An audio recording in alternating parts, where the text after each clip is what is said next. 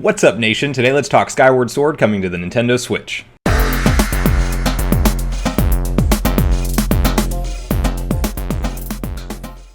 Alright guys, crazy timing on this news. So yesterday I uploaded a Legend of Zelda 35th anniversary prediction video and talked about the titles that we could most likely see Nintendo release during the 35th year anniversary, which is coming up in February of 2021 for The Legend of Zelda. So the game that was on the top of my list was Skyward Sword. That's the one that I wanted to see remade the most, or at least ported to the Switch with updated controls and textures and things like that, because it really is a great story, but we just didn't get it executed correctly on the Wii. So no more than that, video goes live yesterday. To my surprise, today VGC just reported that, according to an Amazon UK post, that this game is available for pre-order, or Amazon made a post about it being a title that's going to be in the works that you can pre-order. So that's not an official statement from Nintendo, but Amazon UK is a pretty credible source if you ask me. So I think that we are going to for sure expect this port to come to the Switch. We don't know anything in terms of timeline or gameplay changes or things like that, but that's what we're going to talk about in this video. We're going to read through the details of the article, and then we're actually going to talk through what I think we can expect to see in gameplay tweaks and maybe some differences that Nintendo might do in this port to the Switch because of how it was released on the Wii originally. So stick around for that. We're diving into it now. All right, so let's read through the details of the article here, and then we'll discuss what we're going to be looking for in terms of gameplay changes as we walk into this new re-release of Skyward Sword. So, The Legend of Zelda Skyward Sword could be coming to Nintendo Switch. That's according to a new listing on Amazon UK, which suggests that the remaster of the Wii title could soon be released for its current console hardware. The original Wii game, which was released in November 2011, was reliant on the Wii Motion Plus peripheral for sword combat and puzzles, so any Switch port would likely require significant mechanical changes for handheld play. Nintendo previously released remasters for Zelda's two earlier 3D entries, Wind Waker and Twilight Princess, for the Wii U. Both titles featured upgraded visuals and gameplay additions. The Legend of Zelda series will celebrate its 35th anniversary next year. Currently, Nintendo's only first-party title with a confirmed release date is another remaster, Pikmin 3 Deluxe, which is due out in October. Another remaster, Super Mario 3D World Deluxe, is expected this year. Earlier this year, it was claimed that the next Zelda title, Breath of the Wild 2's development was taking longer than expected, and its release will most likely miss this calendar year. In Nintendo's latest early earnings results, the sequel is listed with a TBA release date. So I don't know about you guys, but I do think that this means that we are going to officially expect Zelda Skyward Sword to be ported to the Switch. You can even still go to the Amazon UK pre-order page where it's listed on there. So I do think that this is something that is in the works, and somebody probably just dropped the ball as far as communication, that Nintendo hasn't announced this yet on Amazon's end. So it's probably just one of those things where it slipped through the cracks, and maybe we're going to be seeing this title talked about as soon as the Nintendo Direct that's upcoming, in the rumored Direct, I should say, but we have a strong rumor that we're going to see one before August 22nd of this month, so maybe we see this title officially announced and talked about at that event. But with that, I want to dive into some of the gameplay changes that I hope Nintendo makes and what we can expect for this title.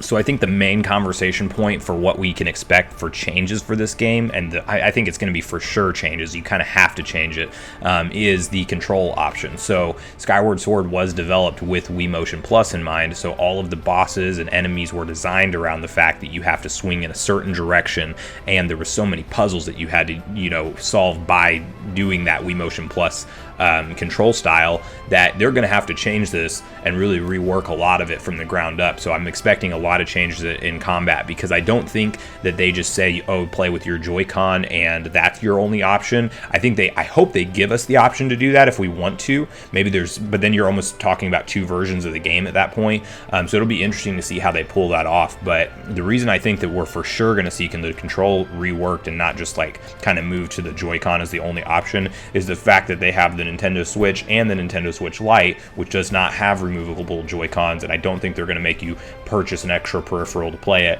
It's also going to be real awkward to play in handheld mode if you only are able to control it with the Joy-Con.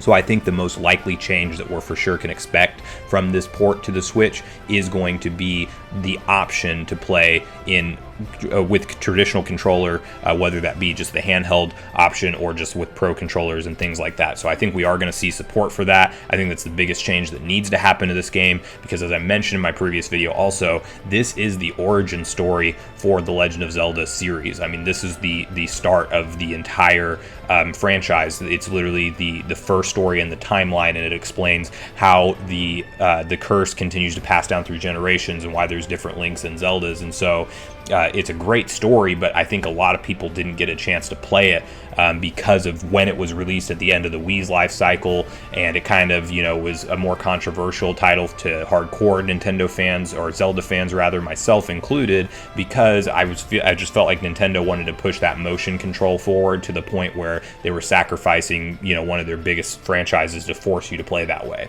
I would have been totally fine if we had the option to play that way, but I think by forcing players into doing the directional combat style with the Wii Motion Plus controller, it really rubbed a lot of fans the wrong way. So this game did not sell as well as a lot of the other Zelda titles did. So I definitely think it makes sense to move it to the Switch and to give it that traditional control option.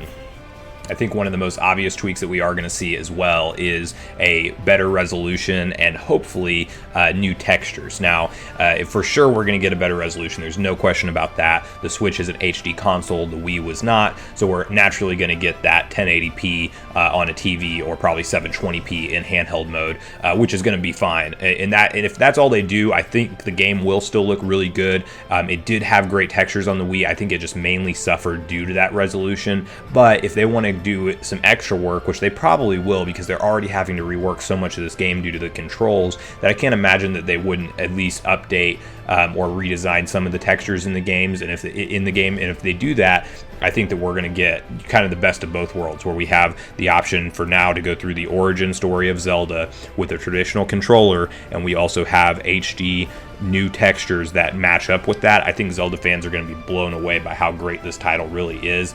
I think it's one of the ones that gets skimmed over a lot whenever you talk to Zelda fans, you know, and then here it is, as important as something like the origin story for the series. So it's really exciting to me to see Nintendo really taking the time to go back and remaster this, important to the Switch. And then the next thing is I think that there's a chance that in 2021 I think that this is the first game probably of many to come for 2021. My personal prediction is that we see this game maybe released coincided with the actual anniversary date, which would be February of 2021. So I think this is a February game. I think Nintendo's going to finish out this year strong with the Mario 35th anniversary collection, and then they're going to focus on Zelda in the year of 2021. Now, past Skyward Sword, after that gets released in maybe February, I think we see, you know, more ports coming over kind of incrementally throughout the year. Now, that could be Wind Waker HD, it could be Twilight Princess HD. Maybe they, you know, are nice to us and do both of those games on one cartridge, since they did individually release them as $60 games before on the Wii U. Those are easy ports, they're ready to go, but obviously with Skyward Sword they had to put a lot of work in to get this moved over and switched over and programmed with new controls. So I think we got a lot of Zelda to come in 2021, so it's definitely an exciting time to be a Zelda fan.